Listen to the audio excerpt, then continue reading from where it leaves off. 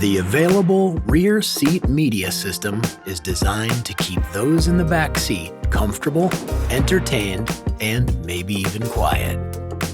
If your vehicle is equipped with the available rear seat media system, it will feature 2 high-definition color touchscreen displays mounted to the back of the front seats, plus 2 USB-C charging ports and 2 HDMI ports. You can plug in external devices like game consoles or streaming media players using the HDMI ports at the rear of the center console. Make sure the streaming stick is plugged into the HDMI port and the power outlet if needed. To enable the 110-volt outlet, just press the power outlet button on the left side of the steering wheel. To turn the system on, double-tap the screen.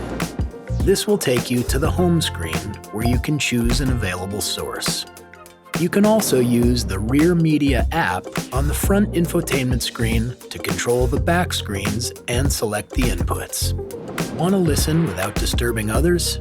You can connect the provided Bluetooth headset or any wireless headphones by pressing the headphone icon and then Add New Headphone.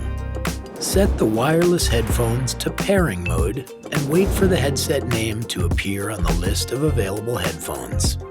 Once connection is complete, you'll see your headphone is shown as connected on the headphone list screen. How about watching 2 different things on the 2 different screens? That's possible too, and you can pair your headphones separately as well, so those in the back seat can just sit back and enjoy the entertainment.